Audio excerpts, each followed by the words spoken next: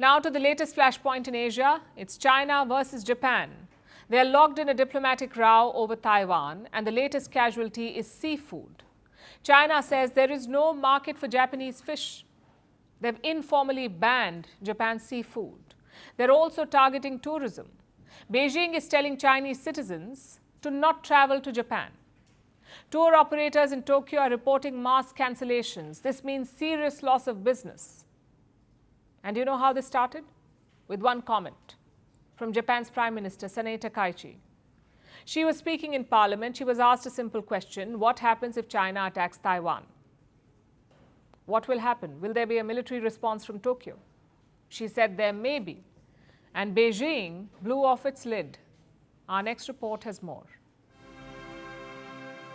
China has fired a fresh warning at Japan. This time, it's not about warplanes or missiles. It's about seafood.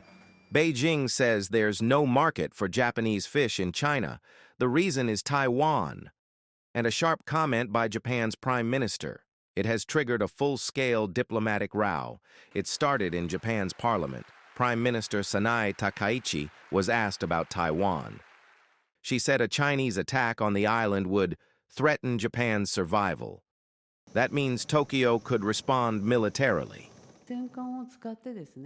If China were to deploy battleships and involve the use of force, I believe this could be deemed a situation threatening Japan's survival. Beijing calls that a red line. Now, it's threatening to hit back, economically.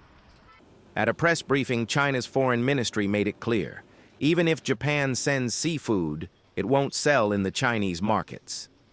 I would also like to emphasize that the recent wrongful remarks made by Japanese Prime Minister Sanae Takaichi on significant issues, such as Taiwan, have sparked strong public anger among Chinese citizens. Under the current circumstances, even if Japanese aquatic products were to be exported to China, there would be no market for them here.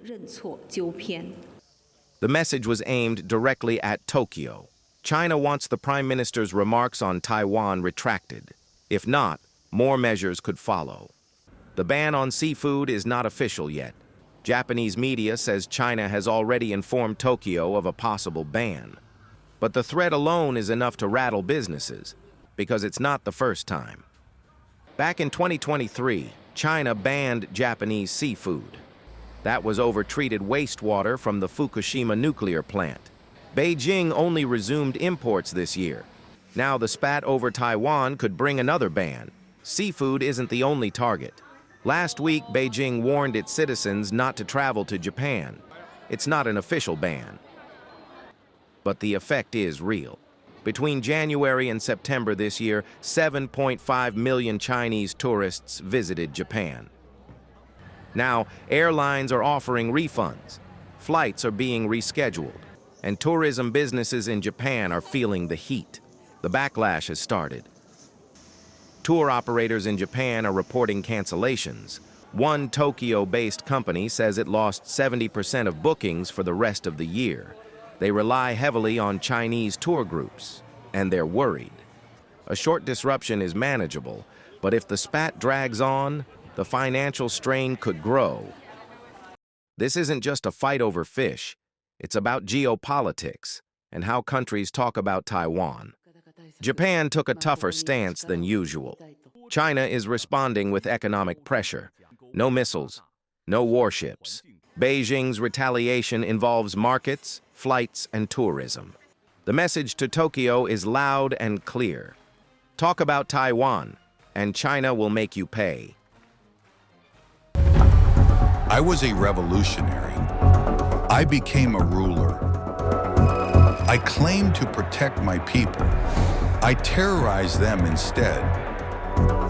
I built palaces. I started wars. I lost everything. Some called me a defender of Arab pride. History remembers me as a dictator.